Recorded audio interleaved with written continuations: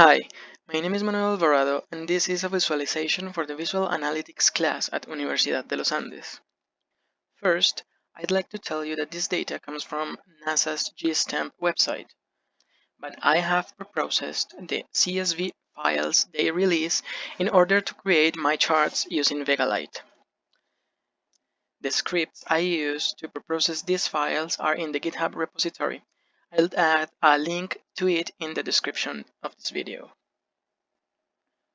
We all have heard about climate change and global warming.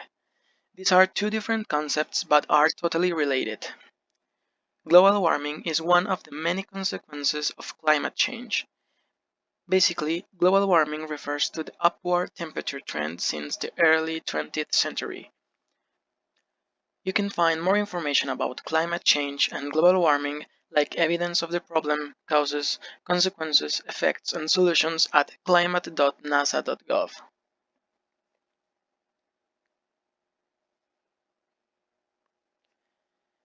Now the charts.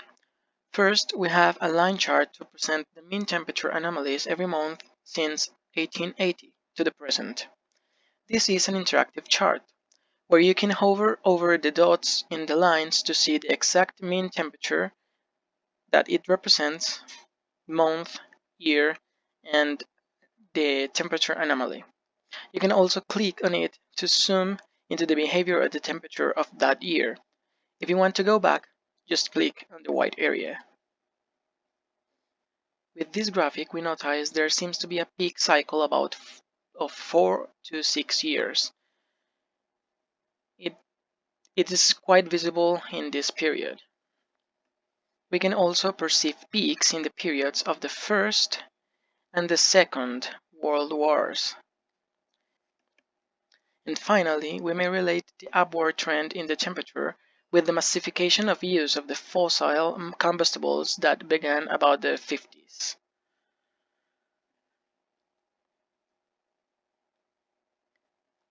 Then we have a scatter plot that represents the mean temperature of each season by year.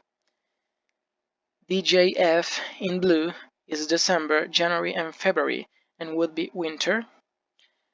MAM in yellow is spring, JJA in orange is summer, and SON in green is fall. This is also interactive. Same as the previous, you can hover the mouse over the dots to get the exact information, and you can click on it to filter by that season.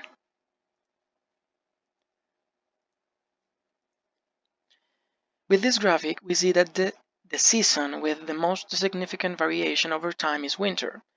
The season with the lowest temperature mean anomaly is winter 1917.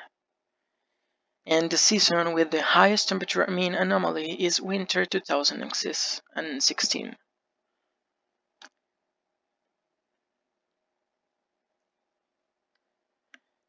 In order to create this visualization, there is an abstraction of the data following the Tamara-Manzner's framework for visualizations. The data, after being processed, the WAT, is a table dataset of global means of temperature that has year, date, season, and mean temperature with their respective attribute types. The task, the Y, summarize global means temperature trend from 1880 to 2018. Compare global means temperature by month in the same period of time. Compare seasonal mean temperatures by year. And locate the mean temperature by a given year and month. And the results, the how. For the first graphic, global mean temperature anomalies, the graphic uses line marks and 3 channels, with 2 of them being the position or size of the line, and the third would be the color that is green, and its saturation depends on the year. And for the second graphic, it uses points as marks, and of course it has 2 channels that are the position and a third channel that is color. In this case, the color is hue that represents the 4 seasons. Here is some analysis about the data, and of course the credits, and some related content. The links to these related contents and to the visualization would be in the description of this video. As usual, thanks for watching.